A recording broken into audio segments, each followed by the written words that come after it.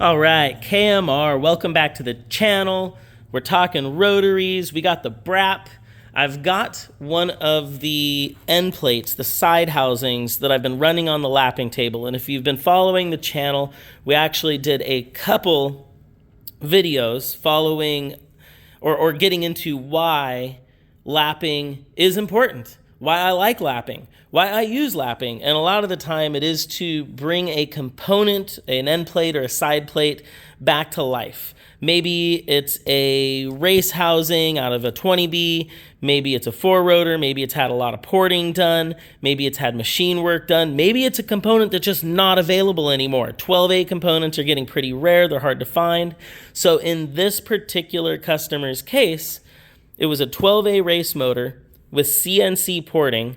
Everything's port matched, very nice build, but it had an unfortunate situation where the rotor made contact with the side plate, and so we had burn marks and scarring, gouging, as well as wear and some shrinkage on this plate, which basically made it not usable. It was a throwaway component unless we were able to resurface it, which is one of the reasons why I love lapping, why I use lapping, because we were able to take this component and actually the other end plates as well and bring them all back into spec. Not only the running surface itself, removing the gouges, the wear, the burn marks, but we also were able to clean up the water seal area. So now you've got both a clean running surface area and you've got a much better water seal area than you would have had with a used component that's gone through a lot of heat cycles, potential overheats,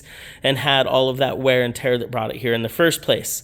And this particular component, obviously it would have been a lot more expensive to start with either a used, or if you could find one, new 12A front plate, and then go through the CNC porting and then engine build. In this case, it was a lot cheaper to simply lap the component. And I think that's where a lot of the question comes in. Why lapping? When lapping?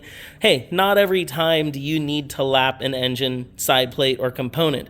But if you think about it in relativity to piston engine building or piston engine service, if you're doing a quality rebuild and expecting a substantial lifespan, both relative to the engine's compression, oil sealing, and water gallery sealing, then generally in the piston world, you're going to send the block out for machining.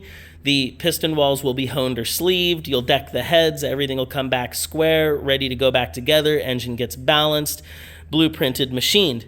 I think in the rotary world, a lot of the times engines go back together without any extensive checking. They're just assumed that it was a running motor, new seals, it goes back together, it's a rebuild. That's more of a parts replacement.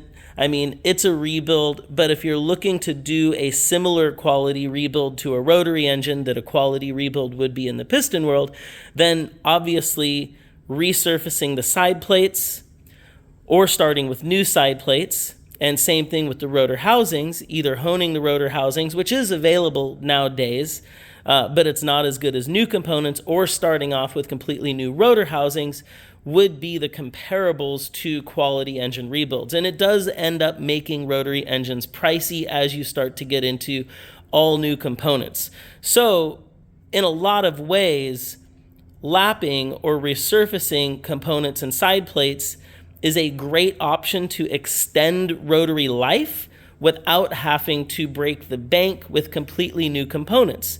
And in this case, we were able to save this engine, save these components for the customer, which is obviously cheaper and faster turnaround than starting from scratch. So kind of a nice win-win when it comes to the whys of lapping. Now, obviously, if it's a low mileage motor, there's no damage, there's no issues.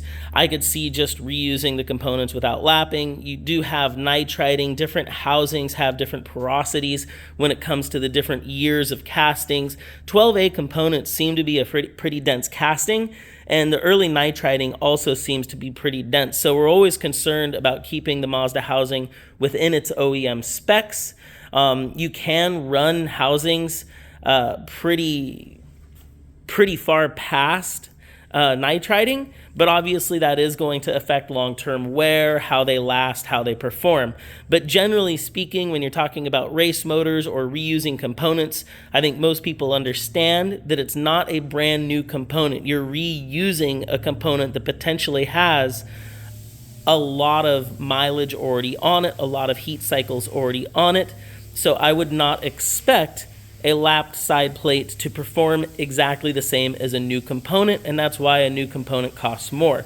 But a lot of reasons still to use lapping. And I think another issue and why people seem to be discouraged with lapping is I think a lot of the times when rebuilds get put together, the components aren't cleaned thoroughly. A lapped side plate, once it's polished, once you've finished cleaning, all of the oil galleries, water galleries, every aspect, every area of it should be absolutely clean. You should not be able to get any residue, any lapping compound, any dust, debris off of those components. This is not even a final clean. You can see we still have some dust and debris on here. It's been sitting around the shop for a couple days. But if we are assembling this, we will basically be wiping it down with a white rag with acetone on it.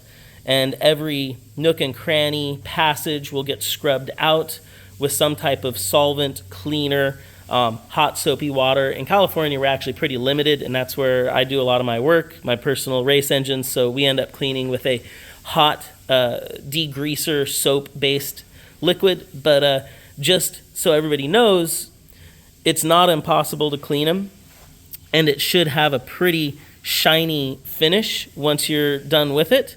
And maybe in the next video, we can actually go through the cleaning process. Maybe comment below, let me know if everybody wants to see what the cleaning process looks like to take a lapped housing and basically bring it up all the way to getting ready for usage.